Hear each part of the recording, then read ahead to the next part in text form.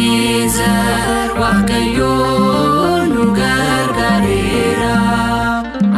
Ebenezer Waaqayyo nu gargaareera.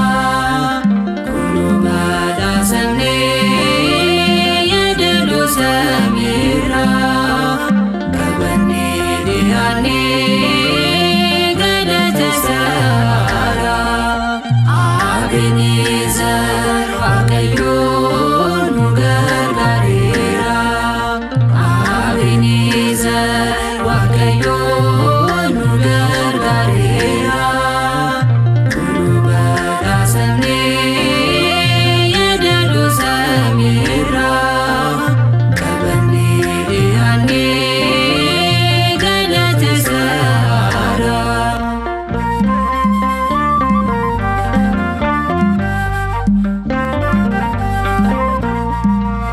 Kiraaraaf masiinqoo galataaf qophaa'e sichi nun danda'u diinni yoo burraaqe gammachuun faarfannaa kabaroon kaasne akka Maariyaame obboleetti Musee.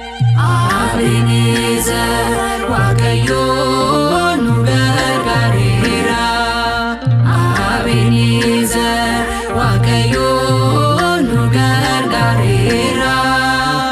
Kunoo badhaafamnee yeedaloo samiirra qabannee dhiyaannee galata isaarra.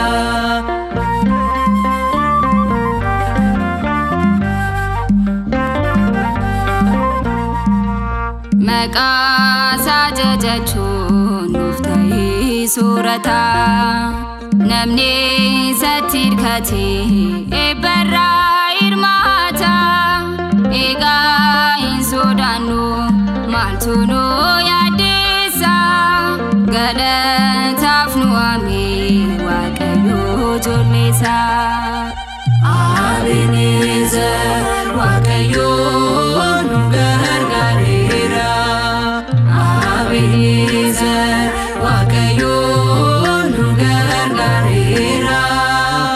Kunoo badhaafamnee yeedaloo samiirra qabannee dhiyaannee galata isaarra.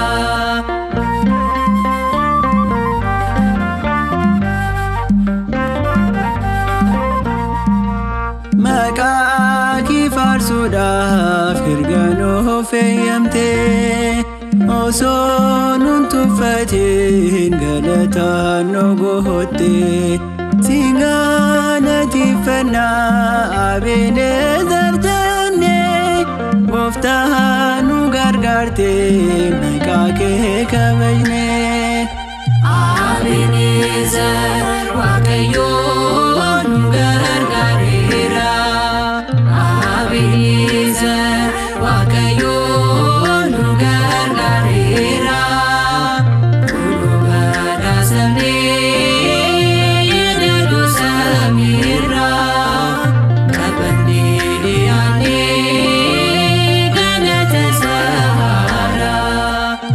Ebenezer Waaqayyo nu gargaareera.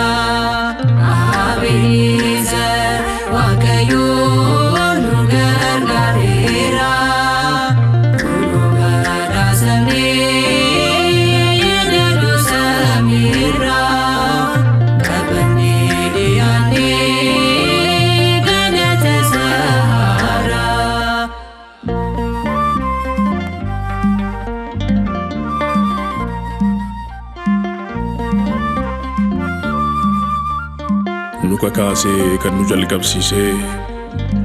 jalqabsiisees kan nu xumursiisee Waaqni abbootii keenyaa, Waaqni Abrahaam, Waaqni Isahaaqii fi Waaqni Yaaqoob lafa hanga Ariyaam teessoo isaatti maqaan isaa kan ulfaatee nuuf haa ta'u bara baraan. Ameen.